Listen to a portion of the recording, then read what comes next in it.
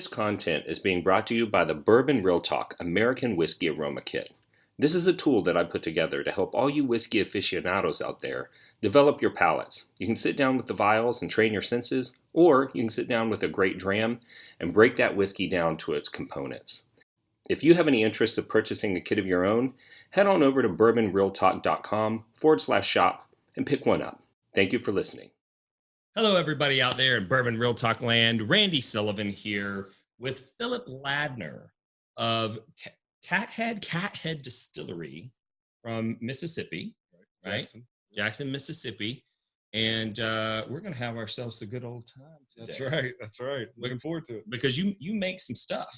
Yeah, I make a little bit of stuff. A little bit of stuff. So we've got a few bottles around us. What do we want to try first? I mean, it's a bourbon. Let's start with whiskey. Let's start with the whiskey, yeah. Okay, so we've got his Old Soul, which is it says blended straight bourbon whiskey. So let's talk a little bit about the logic, because this whiskey is actually 100. It's made of 100% straight bourbon whiskeys. That's right. Yeah. It's a blend of a couple of different straight bourbon whiskeys. Some product that we made at Cat Head Distillery, some product we bought and purchased. Right. I interviewed David Whitner from NGPI. Yeah. That episode drops, I think, next week.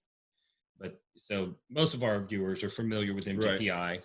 And so you had two different, roughly 5-year-old NGPI products that you blended with your own distillate. Yeah, correct. But a little bit different than what a lot of people are doing with the bulk products. We actually buy the White Dog, put it in barrel at the distillery. Okay. And then age it at the distillery in our barrel room in Mississippi. Gotcha. So that's quite different. Quite different. Yeah. So and that's not what people are used to. So your atmosphere that's there is quite different from Missouri. Yep. or from Indiana. Correct. And so you're gonna be getting a different product. Right. Gotcha. Right. Very similar to Texas. Very hot. Okay. We're going to talk a little bit about that then. So what do you get on the nose on this? You know, I get some vanillas. I get a little bit of leather, some ripe kind of cherry fruit. Mm-hmm. And I get what me and my assistant distiller, Gabe, calls like sugar cookies. Okay. Kind of that note when you walk into a donut shop or a bakery. You know I've been afraid to tell you this, but I get banana runts. Okay. And there's a hilarious story of me getting a banana note on a whiskey in front of a very well-known master distiller. Right. And he got pissed. Yeah. And but I actually like a little isoamyl acetate in my whiskey. So, you know, but I do get a little banana runt. But I will tell you, Tony from Goody Goody, who I think they were kind of the impetus for you guys coming to Texas, right? Mm-hmm. He strongly disagrees with my banana runt. You know what else I get? It's sweet tea. Yeah. I get a little bit of a sweet tea characteristic, which I really like a little bit of a herbal tea flavor in my whiskey. So I do definitely enjoy this. And so tell me what your logic was behind going with the term blended versus blend of. Really, I mean, just looking at TTB's breakdown of classifications, you know, we knew that having two whiskeys made in different states, even though we aged the product all in Mississippi, right? We couldn't just call it a straight bourbon. We could, but we would be breaking the law. Right? Yeah. Right. Don't want to do that. So wanted to steer away from that. Wanted to be, you know, as transparent as possible. Mm-hmm. It's our first whiskey release as a small craft distillery out of Mississippi. You know, So wanted to put all the mash bill information on the back, the breakdown of the blends, how many barrels we used. And then with that being said, you know, we blended bourbons or blended straight bourbon whiskeys, as you've mentioned can have, some of them could have NGS or anything else. Right, right. Some adulterate. Right. Which we do not do. So,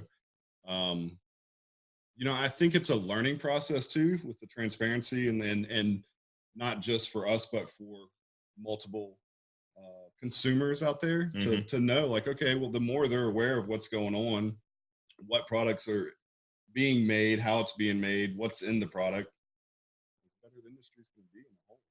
I agree. And I do love it that you have on the back of the label exactly what the whiskey is made out of. That's awesome. I will admit that I did use your whiskey as an example in my educational piece about blended versus blend of. That this could have said it was a blend of, and still been in alignment with TTB regulations. But I just want everybody out there to know you don't have to be afraid of this whiskey like you normally would be afraid of a blended whiskey, because, you know, blended means 20 to 50%, or no, blended means, is it 50%? 50 to 100% of whatever the mash bill is. So in this case, bourbon. Right. But usually there's other stuff. This one you don't have to be afraid. Right. Yeah. So, and really, I mean, I did a lot of research and reading about it, and I mean, there's, you know, hopefully the knowledge, as we've seen in the last 5-10 years in the bourbon world, with the increase of things like this, with podcasts and all the Facebook social groups media. I mean, you're really starting to see a lot more educated consumers out there that, you know, you're not going to get away with some of the things that people would get away with 5-10 years ago. Well, you ain't getting away with shit on a label with Wade Woodard out there, because he's going to catch your ass. So, and that was very important to me, you know. I mean, I didn't want to hide anything. I didn't want to be, you know, that was when we started talking about making a bourbon. I went straight to when I went to the owners. I said, this is what I want to do, and it's the only thing I'll stand behind if we're going to push it out there. You know, I didn't want to kind of float the laws. And I mean, if you want to make good money selling bourbon, then you don't do it like this. Right. You make a spirit whiskey, you make a blended whiskey, and you're basically a rectifier, and most of those people make their money off of making it seem like it's something that it's really not. Right. Correct. And so I applaud that you guys are doing it right, and I'm sure that you cannot wait until it's all your own distillate and you can just remove the blended and just be a straight bourbon. Cannot wait. But but until then, we're gonna rolling. So let's talk about your background, because you used to make wine in California, right? That's correct. Yep, I used to make wine in Napa Valley, high-end premium wineries. Can you say who? Yeah. I worked for Paulmeyer for my longest stint. Okay. Is, you know, known for their cab blends and Merlots and Chardonnays. Is that the one with the black bottle with there's like a thing on the front? No. Do you remember the movie Disclosure with Michael Douglas? Yeah. Demi Moore? Yeah. That's how they found Demi Moore guilty in the court case, is because she left LA to go buy a bottle of Paulmeyer Chardonnay in Seattle. That's kind of started the whole cult collecting of the Paulmeyer Chardonnays, and did a little bit of stint at Lewis Cellars, Jericho Canyon, all pretty high-end premium wineries. So. And then at some point, you started to transition out of winemaking, right? Yeah, I started getting interested in distilling, you know, probably around 2003, 2004, and switched over from the winemaking world to the distilling world, and trained underneath Jordan Vai, who was originally at Breckenridge and is now at Savage and Cook and a consultant. He's a consultant now. Yeah. And taught ADI, American Distilling Institute classes. Worked at a small distillery called Stillwater Spirits, done by Brendan Moylan. At that time, that's where all the ADI hands-on whiskey classes were being taught. Right. I think you had Nancy on here. Yeah, the episode has not released yet, but I have recorded with Nancy, and I'm very excited about it. But so Nancy Fraley is an instructor at the American Distilling Institute, and they do classes for, you know, people who are Yeah. going to be distilling. They have classes about blending. They have classes about maturation. And so you were on the distillation side of the education, right? Yeah, correct. And Nancy was more, she taught, I think, about maturation in taints and faults. Yeah, nosing and, you know, trying to identify when there was a problem with the spirit. Yeah, correct. And so that's really, really interesting. How did you find that? Did they come to you? Did you go to them? No, and say, no. like, So I wanna back be an then, instructor? So back then, I mean, I was living in Napa Valley, and I was making wine, and I looked. I think I'd gone to Hangar One. Charbet was in Napa. Jermaine Robin, you know, right, was in the Bay Area, so north. You know, that's where Nancy works. Yeah. And really wasn't at that time many other craft distilleries around. I mean, there were, in the South there was Old New Orleans. In New Orleans, but there was none in Mississippi, none in Alabama. And it wasn't really. It was right before kind of even the smaller boom took off. I would say in the craft distilling world. And, was really looking at trying how to get back to. I wanted to open a distillery in Mississippi or in New Orleans. Is that where you were from? Or? I'm from Long Beach, Mississippi. Okay. Which is on the coast of Mississippi, about an hour and a half from New Orleans. Yeah. Depending on how fast you drive. Right. How many times you stop at the daiquiri shop, you know? Gotcha. Yeah. So for any of you who don't know, Cat Head is the first legal distillery in Mississippi since pre-prohibition, right? That's right. Legal, the operative word. Yeah. Huge word. I'm sure there was a lot of illegal distillation. And that's kind of what happens. Yeah, if you take away the legal way, we still need our liquor. You know, someone's going to do it. That's right. And so I find that fascinating because I've spent a lot of time here in Texas getting to know some of the producers. And when I hear their stories and the uphill battle, and the first producer in Texas to be licensed post-prohibition was Tito's, like 96 or 7. Right. And he had to hire attorneys to educate our regulating authority that they actually could issue a producer's license. Like the people who ran the organization didn't even know that it was possible. It's very similar to what happened in Mississippi. Really? The two owners, Austin Evans and Richard Patrick, you know, were pretty young. They were living in Charleston at the time, and Austin's from Jackson, Mississippi, knew that they wanted to start a distillery together and went to the Mississippi ABC. You know, Mississippi is a control state. They showed up in their flip-flops and were like, "Hey guys, you know, we want to open a distillery." Yeah. And you know, they're course, like, "I'm sure you do." Yeah. And they kind of just kept going back to them, and finally, you know, Mississippi ABC realized that they were serious about it and worked with them. Actually, started working with them, so they got the first legal distilled permit in Mississippi since Prohibition, and that was in 2010. Wow. Wow. But you guys don't just make Old Soul. That's right. What is this here bottle? That is a Hoodoo chicory liqueur. It is the only chicory liqueur on the market, to my knowledge, or in the world, really. Okay, you're going to have to even explain to me what a chicory is. Chicory is a roasted root. It's very similar to, it mimics coffee. Okay, yeah, because I'm getting tons of coffee notes. Yeah. It doesn't have any caffeine in it. Okay. Chicory and coffee, huge in New Orleans. You ever been to Cafe Du Monde or visited New Orleans and had beignets? You probably had chicory and coffee. You know, the French Europeans used it to extend their coffee supply during the Civil War, when the North cut off the New Orleans harbor. The French that had settled in New Orleans knew that and started adding the chicory to coffee. It's kind of how it's stuck in New Orleans. But it's kind of it's a cool liqueur. Something we age it and use bourbon barrels. Okay.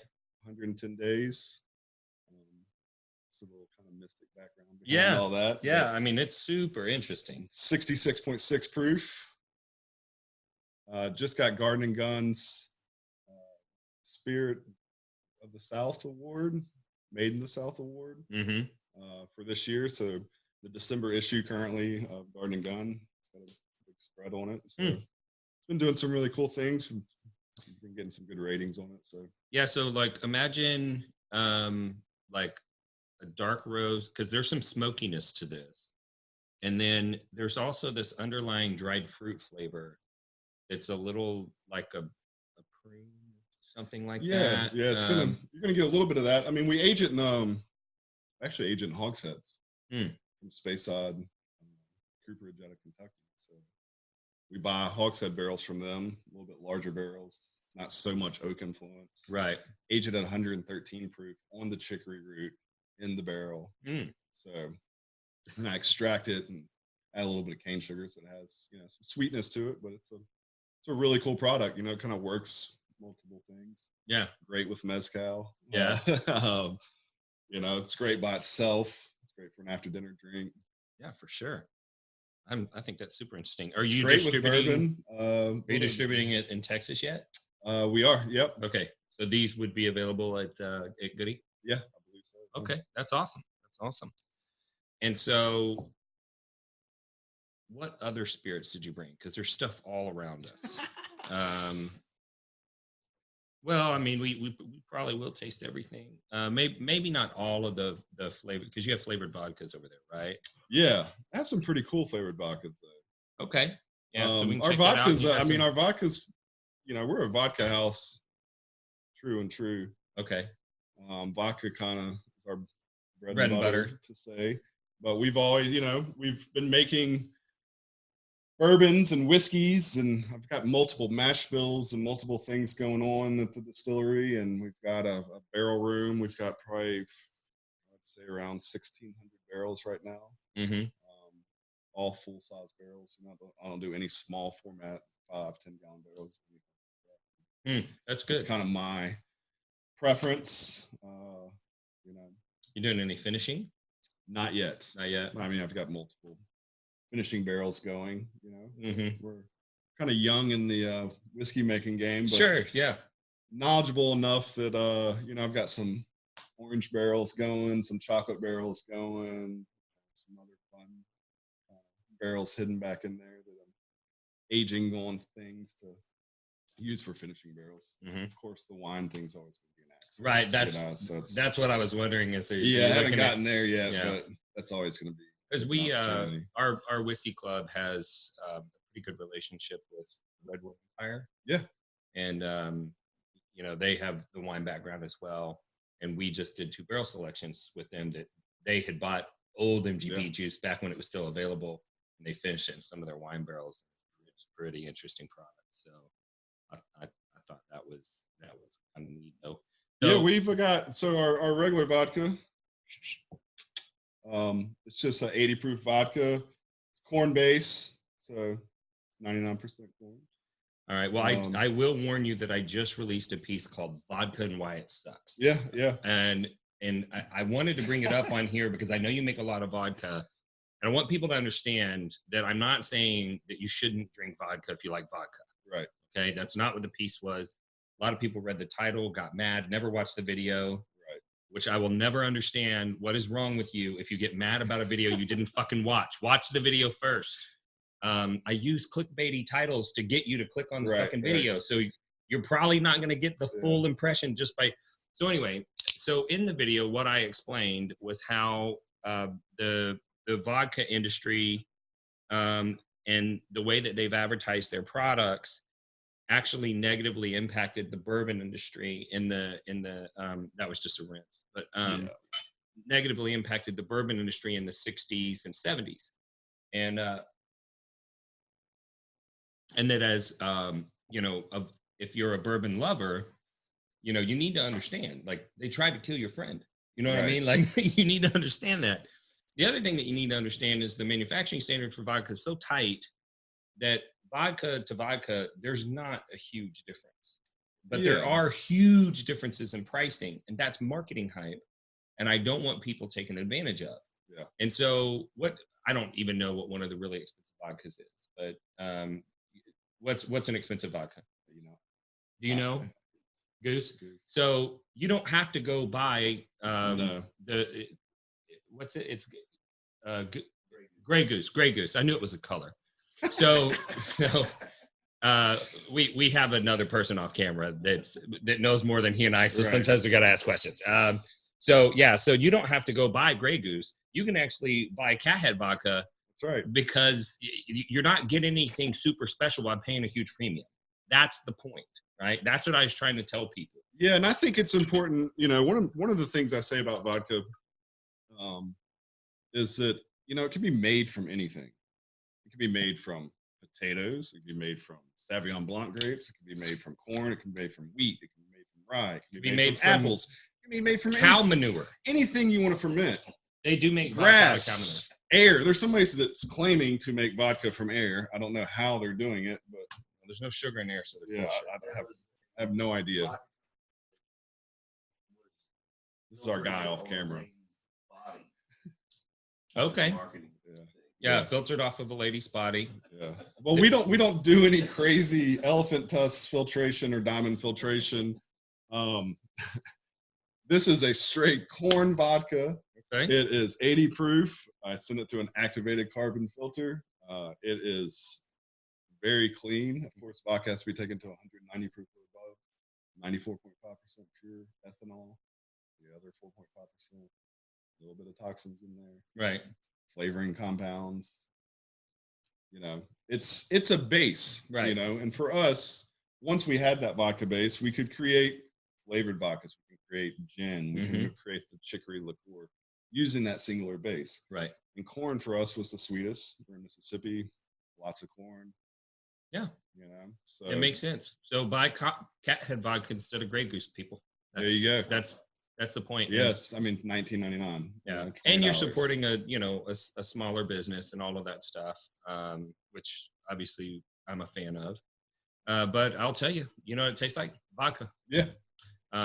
Which is what it's supposed to taste like, and that's what they all taste like. Yeah. I did have one guy who got really mad, and he said you can tell the difference in vodkas, and I said can, but it's like barely.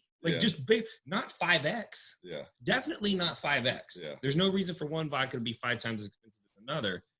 And he said, well, they use different water. And I said, Jesus Christ, bro, are you trying to tell me you're going to pay 5 times as much for a product because the thing that they put in it that's practically free is different? That's the thing that's making it worth more?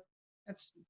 You know? I mean, you're always, like I was saying. Now, if you got to fly to outer space and get a space rock and bring it back and melt it, and that's what you cut your vodka with, by all means, charge extra. Space travel's expensive. Exactly. Okay? But if you're just throwing your regular water through a fucking reverse osmosis filter and then cutting it down, I don't want to hear about how special your vodka is. Yeah. Sorry. And that's what I'm saying. So, ours is a corn-based vodka. It runs straight through. Done. But again, once we have that vodka base, we can create some flavors, and we do some pretty cool flavors. Let's check out this honeysuckle. Yeah, so we do a honeysuckle. I would take it you're from Texas? I'm from Texas, and I ate honeysuckle as a kid. Great, so did I. So this is kind of the throwback to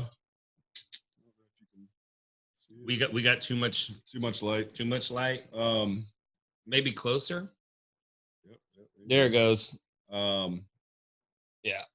But yeah, it's kind of a throwback to I grew up in the South also. Grew up doing honeysuckle.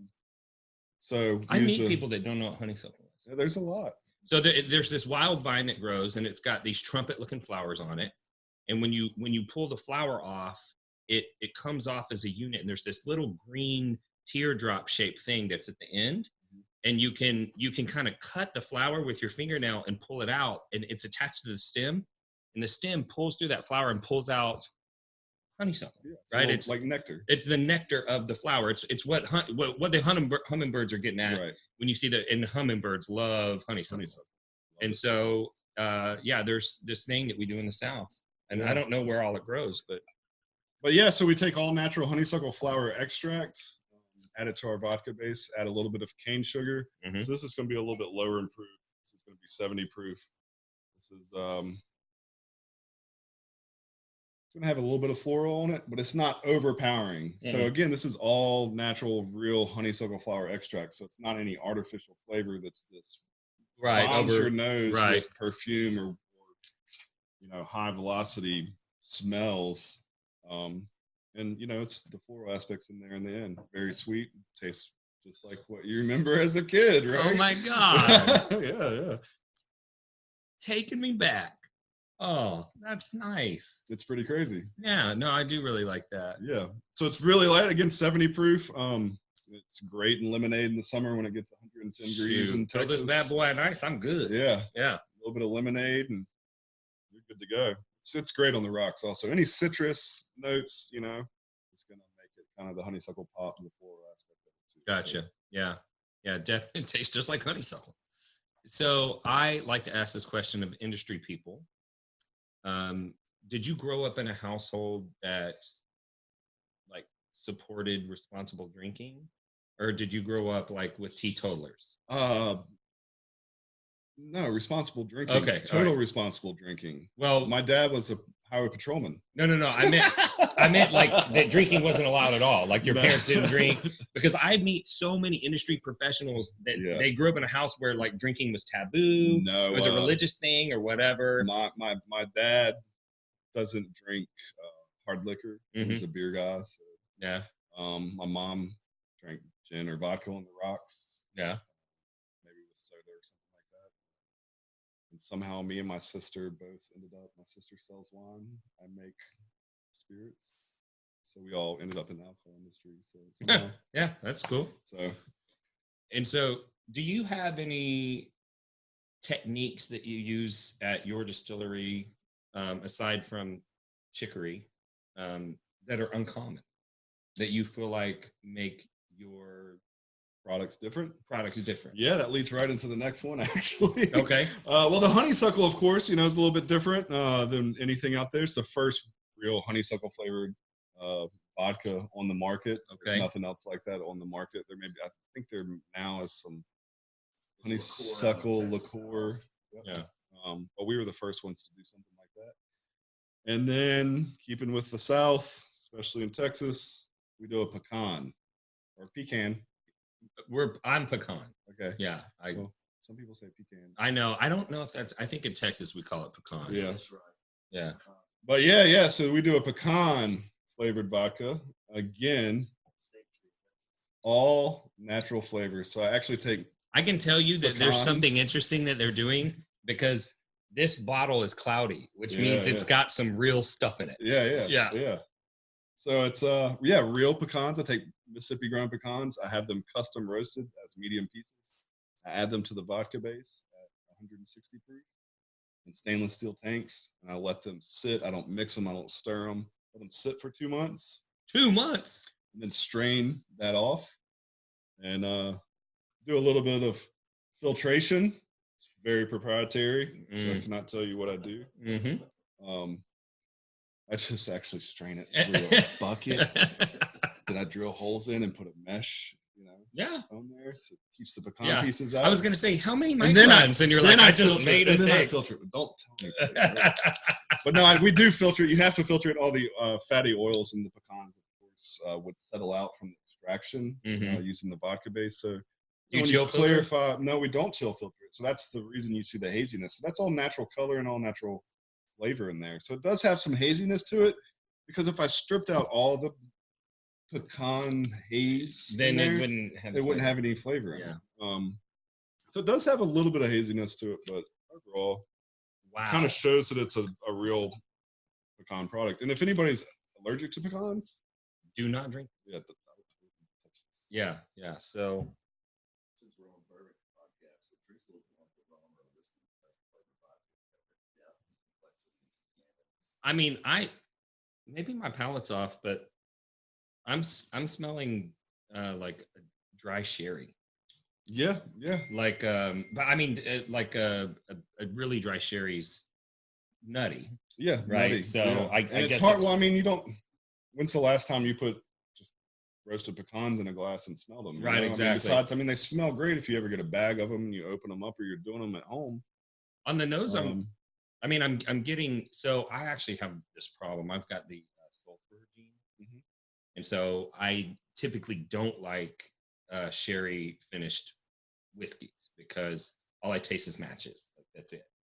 It could be, the nuttiest, creamiest, whatever. Right.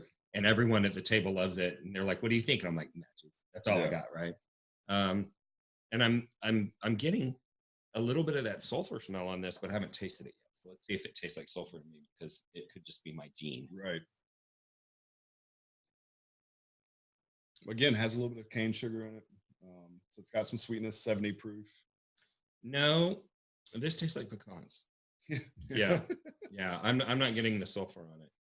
So I don't eat sweets typically. And I don't really crave ice cream or anything like that. But there is one ice cream that I love, and it's pecans, pralines, and cream. And this actually reminds me of that a little bit, because there's enough sweetness in this. Yeah, I can see that. That's the first time I've heard that, but I can totally see that now where you're coming. Yeah. And again, the sugar contents on these are pretty low, so they're not overly sweet like a lot of those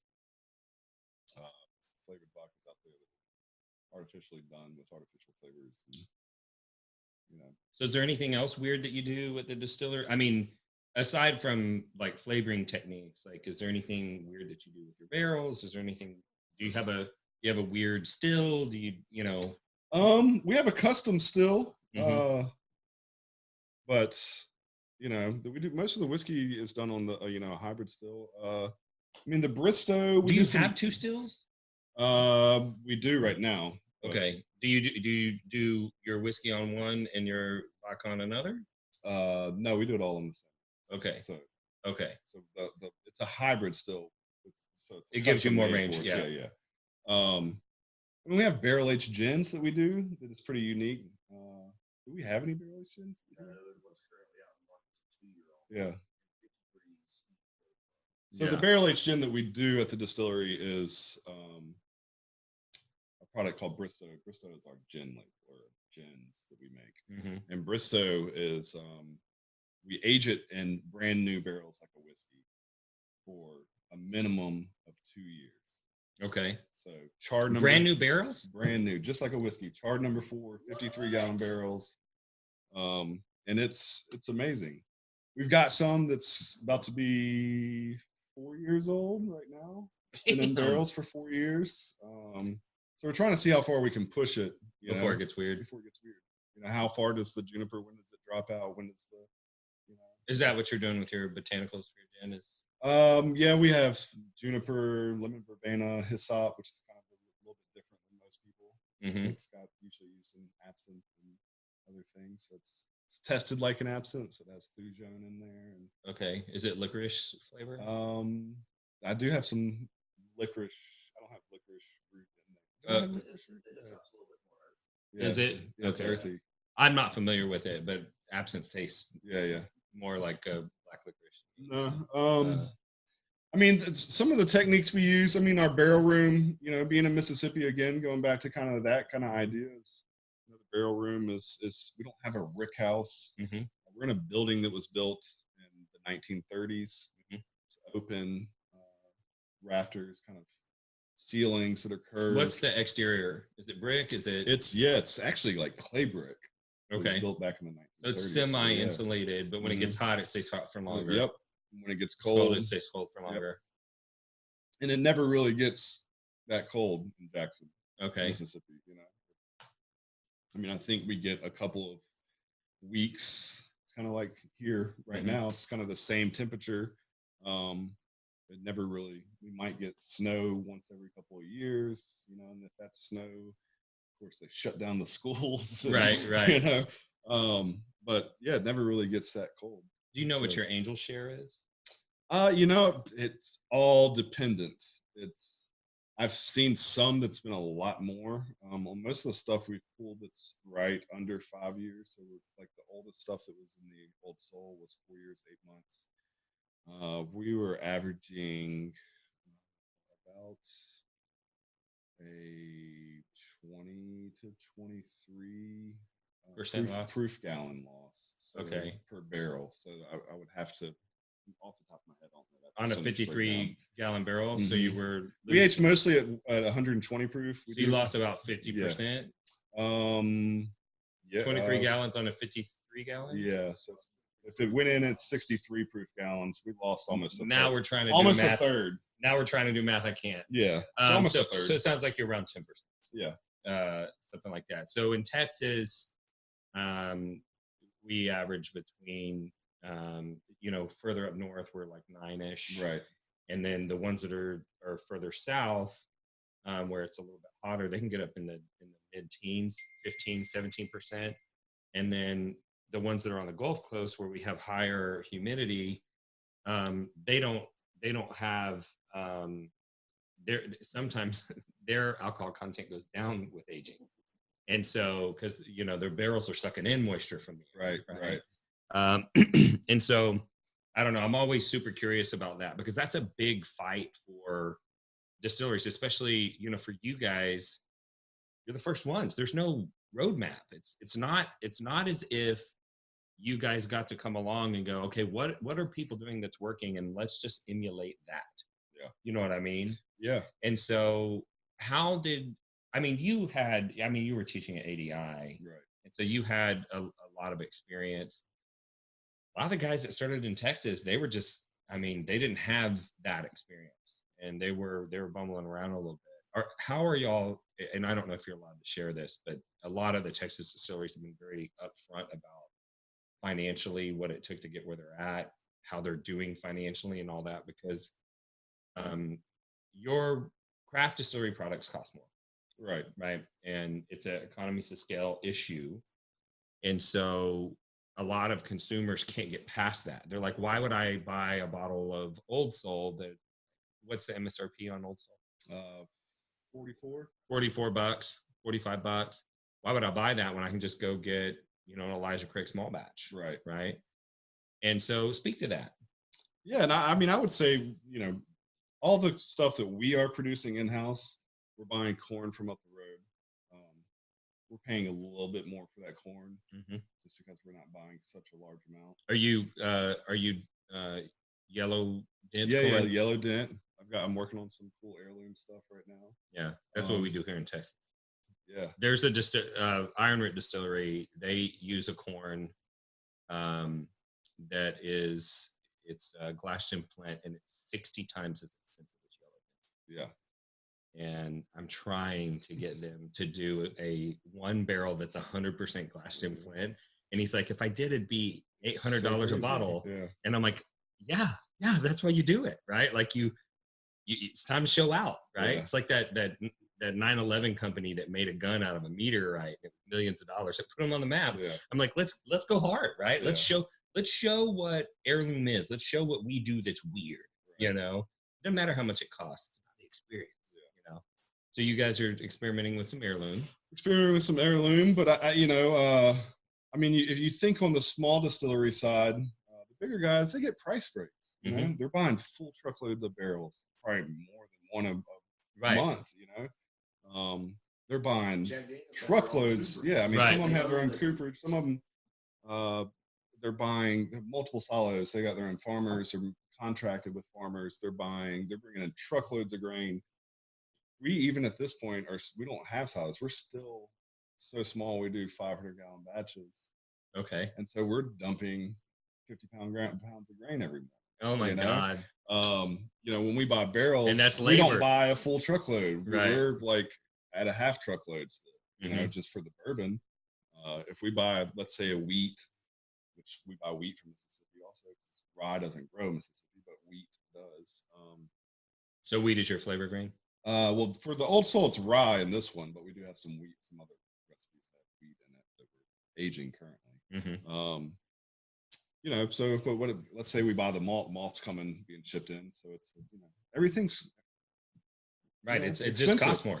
Yeah. So it costs a little bit more. So tell the people about like your Lamborghini and the helicopter you ride to work in. Yeah. You guys are just raking in the dough with these high prices, right? See this hole in my jeans here? This is the only pair of jeans I really own, besides another nice pair, but I wore those yesterday. They drove to Texas. Yeah. We drove to Texas. Yeah. So we stayed at the Motel 8 last night. No, I'm just kidding. We stayed at the Belmont in Dallas. Oh, really? That's a cool little place. Yeah. Used to be an old motor inn. Woo! So I don't know if you're allowed to say this. Usually I'm dealing with the owner / distiller. Are you? Do you know if you guys are profitable? You're like, shit, I don't No idea. I make the spirits. I don't I can tell you if we are making any money, it's all going straight back into making more whiskey and more products. So. Okay.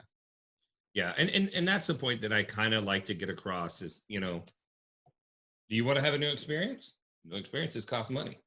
Right? Do you want to have a if you're going to make something that's never been made before in an area that's never been made before, at least not in, anyone alive has experienced Mississippi whiskey, right, that was legally made before. You're gonna mess up. You're gonna make mistakes. You're gonna try things that don't work. You're gonna, all this stuff. And so I find that is something that can sometimes take the edge off of that thought in the consumer's mind of, why is it so expensive? Yeah.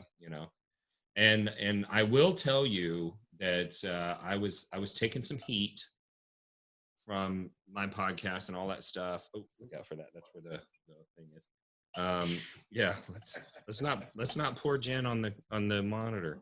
And they asked me about doing some reviews and kind of promoting Old Soul.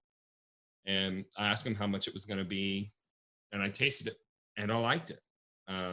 But I was worried that people were going to get upset with me and say, well, you must be getting a kickback or something, like, why are you, pushing this whiskey when we can just go buy all of this other stuff? And so that's why I was glad to be able to have you on, because I don't have to sell your whiskey. You can, right? Yeah. But after I told them that I didn't feel comfortable doing the promotion, people started buying the whiskey, and I'm seeing all these posts of like really well-informed consumers that were saying nice things about your product. That's awesome. And that taught me something, and that is that there's a whiskey for everyone, right? And don't try to predict what people are going to like, right? Just let people try it and have them make their own decision, right? And when you get to know somebody like we're getting to know each other, right? And I look in your eyes and I can see you poured your heart and soul in this. It makes the spirit taste better. Yeah. Right. Which is why, getting people to go out to the distillery and to meet you and doing podcasts and meet and greets and signings. I mean, it just makes it more fun for the consumer, and it makes the spirit taste better. Yeah. So. Yeah. And I mean, we have our distillery is in it's a great building built in the 1930s, right downtown Jackson. We do. Yep.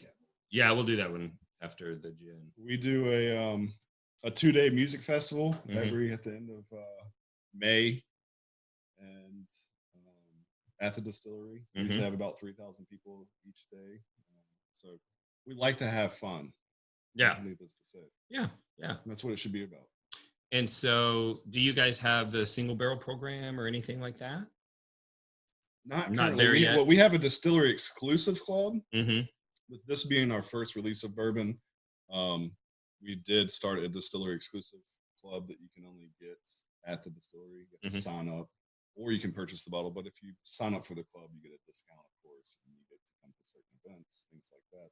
Right. We just released our first distillery exclusive, and it was a single barrel release that that I picked out after tasting, because I tasted through every single barrel with the owners and my assistant to make this first blend. The first blend of the Old Soul has 93 barrels in it. So okay, we tasted through a lot of barrels to pick the best ones to figure out what we liked about these, what we liked about those, and so use some of the winemaking background to take some of the flavors and make sure that I stay consistent and look at percentages and what I can use from certain lots to blend in to have a consistent product in the long run.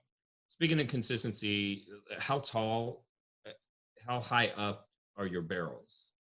What I mean? We only stack 4 high. 4 high, okay. So, and they're all on barrel racks, which are double bar barrel racks. So, I think it's like 13 feet.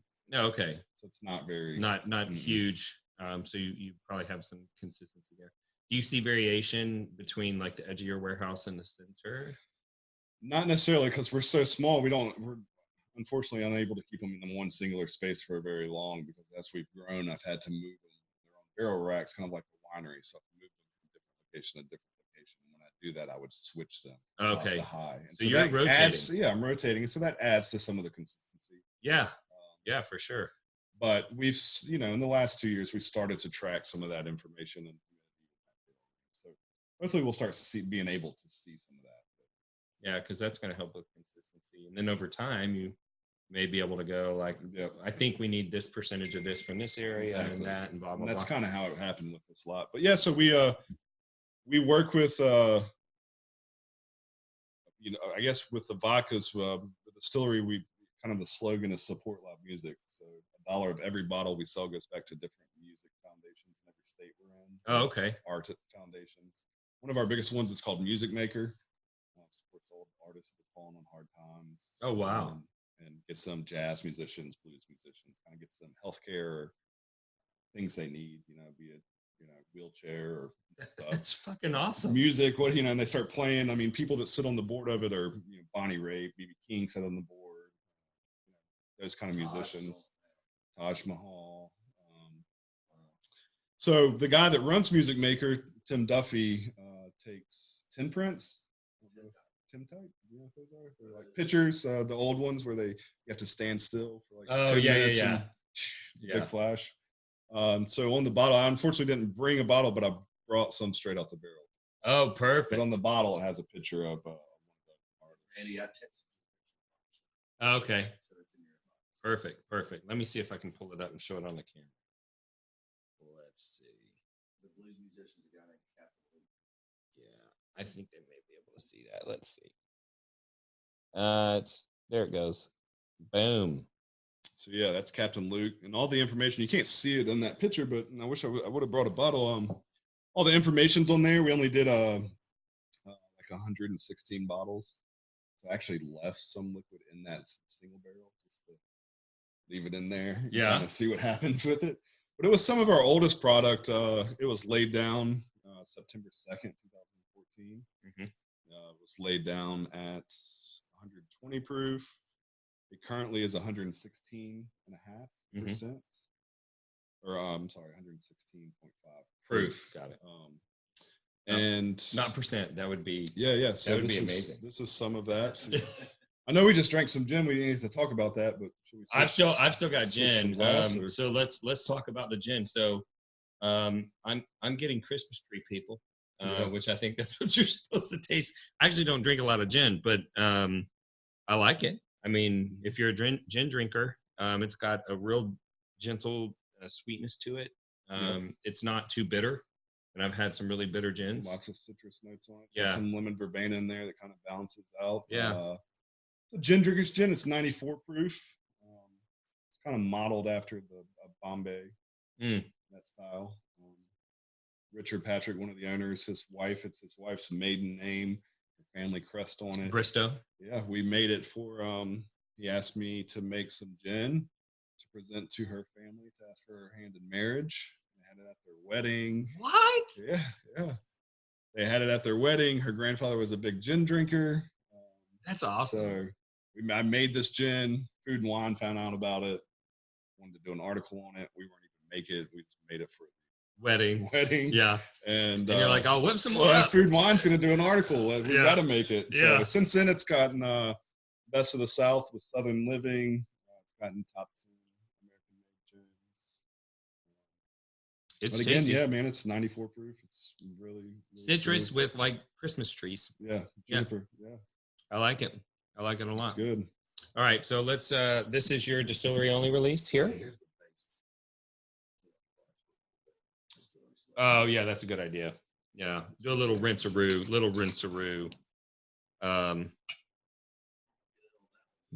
Yeah, there you go. Yeah, Major's over here, and you can't see him because he's not on camera. Here he goes. There's Major. What's your title, Major? VP of sales. He's VP of sales. But I gave him full run. I was going to say something bad, but Look, we're like a bank. They give us just random titles. I'm just a salesman. Yeah, but he does sales. But I gave him full run. I said, you can walk around, you can drink whatever's open. Just have whatever you want. And so we're sitting here talking, and he's up on the shelf getting the top shelf. You guys can't see him. You back can't there, see. But he's been getting the stuff that's on the top shelf. I thought he was going to ask for a stepping stool. I don't know. All right, I'm going to do a rinse-a-roo after the vodka too. I don't want the vodka to taint me. You want some? Oh, sure. Yeah. The Major's gonna hop in here and get some too, I think. I'll need that back when you know, because I got to so as the kind of the face of the company. Yes, sir. Are you surprised at kind of the celebrity status that distillers have kind of come into? I think it's an interesting concept, I guess. I mean, Like, do you remember the first time somebody asked you for your signature? No. Because Not really. that's I mean, like, no. I was thinking about that the other day. No one has ever asked me for my signature, right? Yeah. And so, but here you are, you're a guy, and you see this as like, this is hard labor. Like I'm a laborer. Yeah. But somehow people come along and they're like, will you sign this for me? Yeah. How does that? Major asked me that.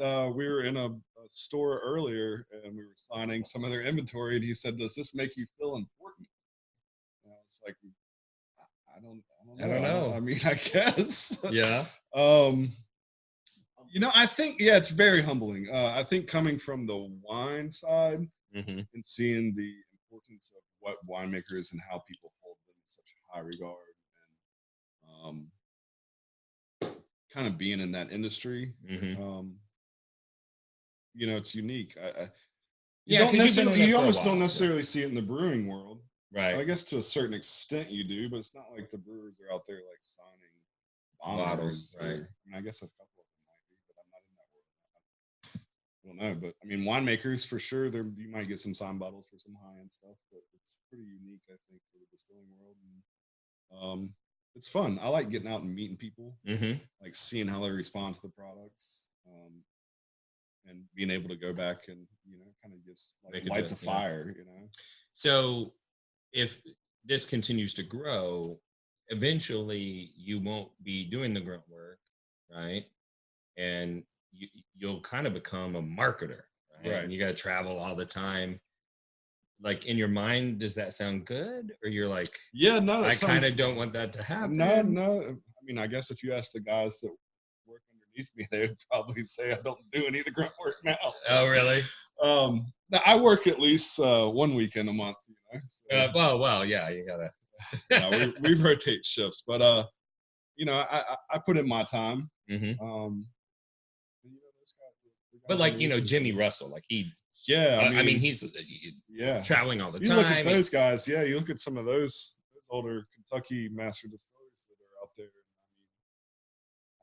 I utmost respect for what they've done and what they've done for the industry and what they've accomplished, and it's well deserved. But many of them hate it. I'm kind of down here. Well, right, but many of them hate it. They go to hate that life. Yeah. Right. They go to hate the fact that they feel like they're under a microscope and everyone's watching them, and they have to travel all the time and they're away from their family and all of that stuff. Yeah.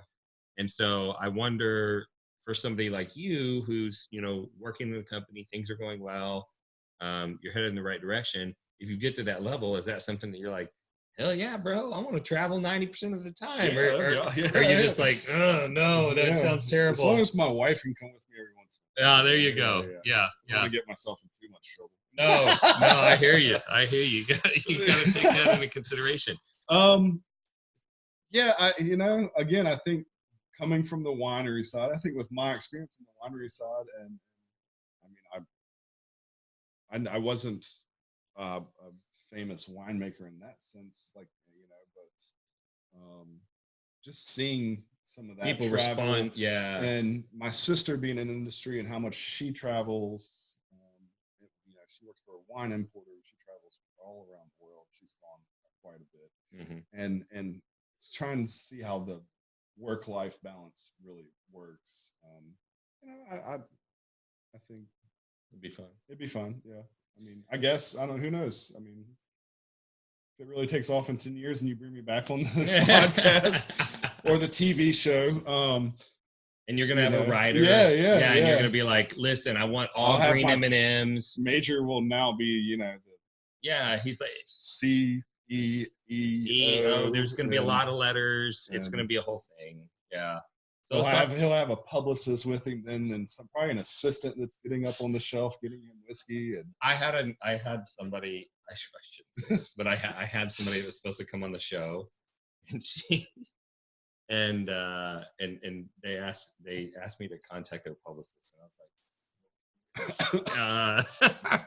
like, they ended up not coming on. So let's talk about this here. This was the distillery only release, right? Right. And this is a single barrel. And so, and it's cask strength. So it went in at barrel entry proof, 120. And what do you distill to for your whiskey? Depends on mash bill recipes and what I'm doing. For the Old Soul, for the high rye, that's usually going to end up about 151, 152. Okay. So a little bit. Taking it a little higher than the average Kentucky. Okay. And what's the reasoning behind that? One, I think it's just the flavor profiles that we're really looking for, that we're seeing. I like some of those cleaner distillates. A little bit less of the 2-in-1 propanols. Okay. Some of those flavoring compounds. So I'm getting a lot of rice spice on this. Yeah. A ton of cinnamon. This one just really stood out when we were tasting through. I was just like, man, this one, it's a little bit different than what I was seeing. And tons of rye spice on it. And a lot of baking spices. Nutmeg, clove, but a ton of cinnamon all through the mid palate and finish. And so I mean, again, barrel entry 120, currently sitting at 116 and a half.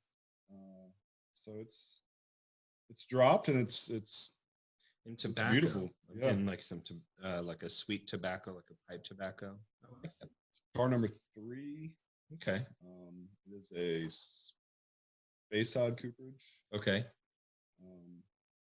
I'm sorry, no, it's McGinnis. It's McGinnis wood product. Okay.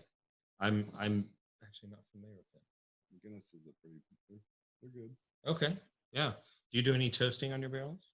Or is it just char? Just char. Okay. So more traditional.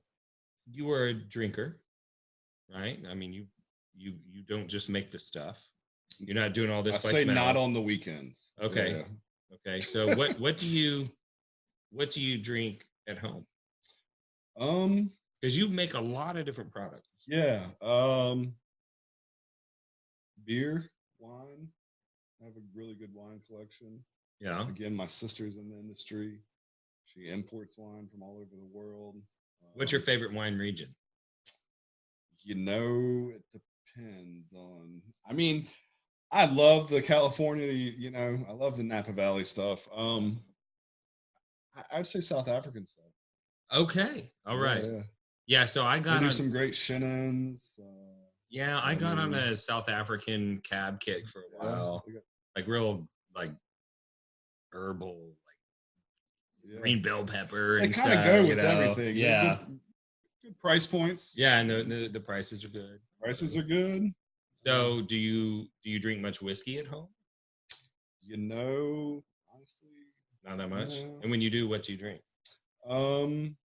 It really depends. I mean, I think the last stuff I was drinking was a Four Roses. I think it was a barrel select from one of Stephen O'Neill from Manship, which is a friend of ours that owns a really nice restaurant in Jackson, Mississippi called the Manship, and probably has one of the best whiskey lists in the state. Okay. And that's a lot of barrel selects. Oh, nice. Yeah, he has some great barrel selections on his list. And 5 years of VTAC. Verticals of VTAC. Nice. So, so anytime I kind of need a bourbon, you go to him. That's your bourbon Steve-O, That's awesome. That's awesome. And he likes to bring stuff around. my grandfather actually passed away not too long ago, a couple years ago. Huge wild turkey drinker. Yeah. Also collected a lot. He was in the American Legion. Collected a lot of those American Legion The decanters. ceramics decanters. Yeah. And after he passed, going through his closet, we just found decanter after decanter after decanter. Did you get those? Yeah.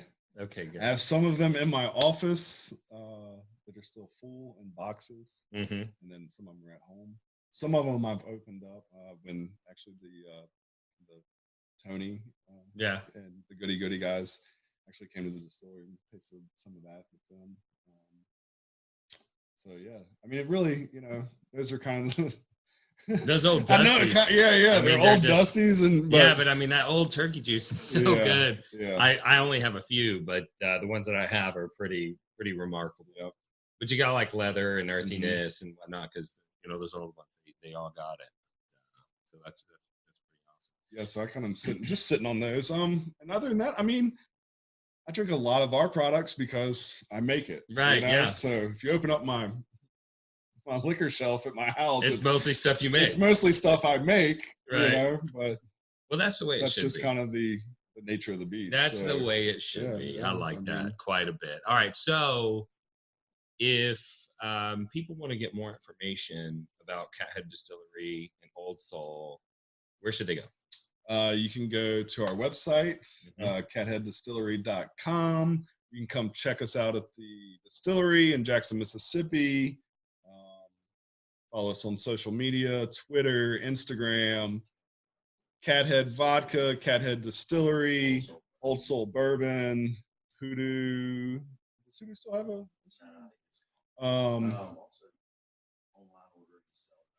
Yep. Okay. Oh, online ordering. Yeah. You can order online, seller.com. Okay. But if you live here in Texas, don't do that. Go to Goody Goody.